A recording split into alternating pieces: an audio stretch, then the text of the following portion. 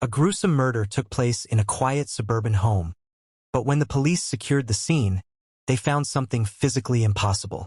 There were two bodies on the floor. One was the victim brutally beaten to death. The other was the killer.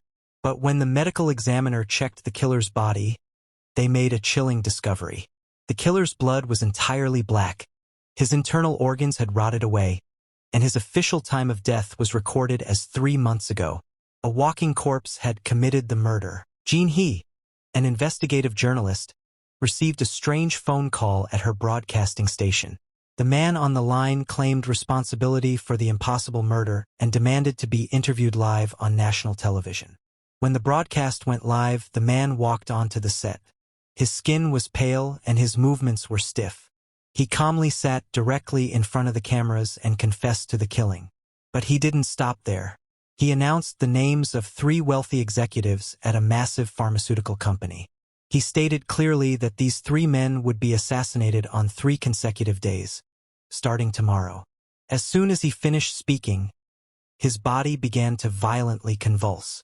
His limbs twisted at unnatural angles, black blood poured from his mouth, and he collapsed onto the studio floor. He was dead. The autopsy revealed the exact same anomaly. This man had also been dead for months. The police did not take any chances. The next morning, they transformed the pharmaceutical company's headquarters into a fortress. Hundreds of heavily armed SWAT officers, riot squads, and detectives completely surrounded the building to protect the first target. They locked down every entrance, set up steel barricades, and waited with their weapons drawn.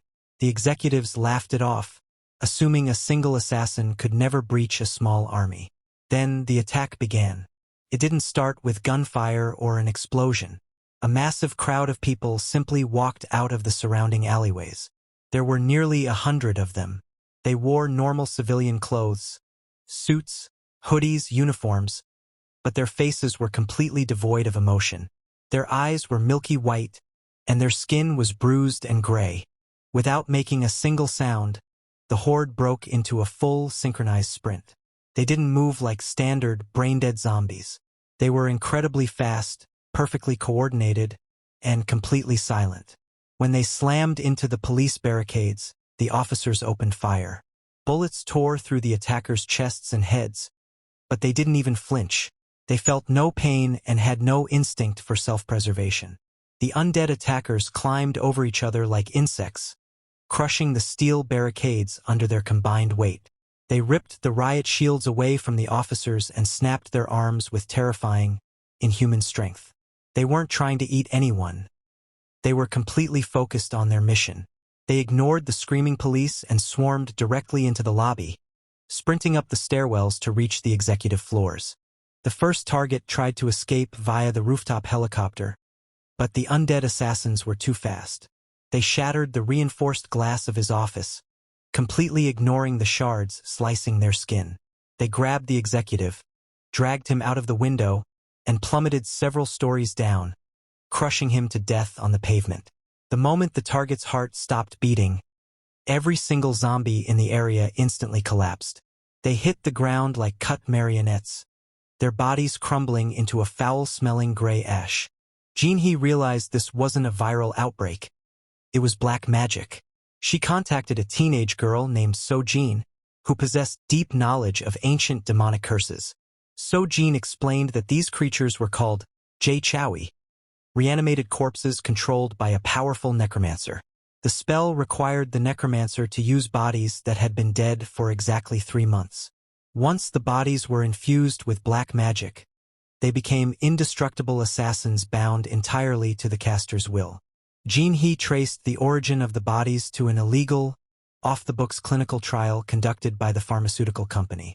The executives had tested an experimental drug on undocumented immigrants, resulting in dozens of agonizing deaths. To cover up the crime, they buried the bodies in a mass grave. But one of the victims was the daughter of an Indonesian shaman.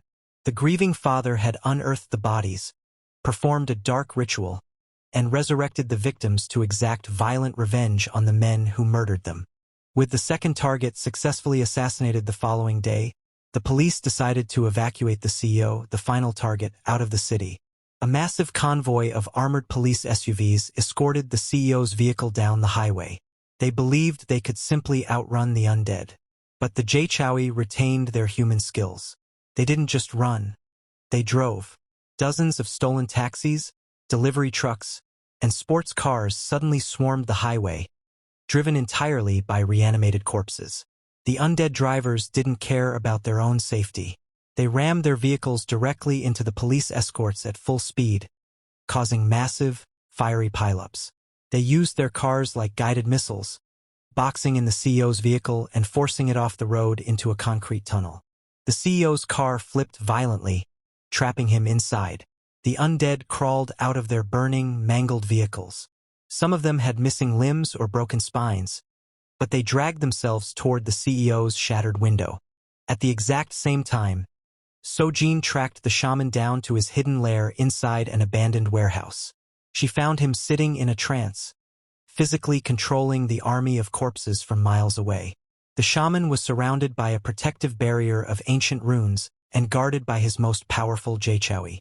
Sojin didn't use guns. She weaponized her own demonic abilities. She grabbed the shaman by the throat, channeling a lethal curse directly into his bloodstream.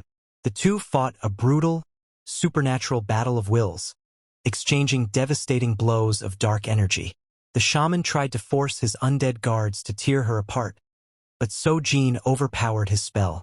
She forced her spiritual energy into his mind, breaking his connection to the corpses.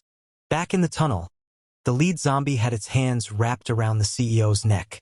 But just as it prepared to snap his spine, the shaman's spell shattered. The entire horde of undead froze in place. Within seconds, their skin dried up, their bones cracked, and they rapidly disintegrated into piles of dust, leaving the terrified CEO alive in the wreckage. The shaman died from his wounds, ending the immediate threat. But the story didn't end with a clean victory. The CEO survived, but Jinhee published the entire investigation, exposing the illegal drug trials and the mass graves to the world. The pharmaceutical company collapsed overnight, and the CEO was arrested for mass murder, proving that the shaman's violent revenge ultimately accomplished its goal, even from beyond the grave.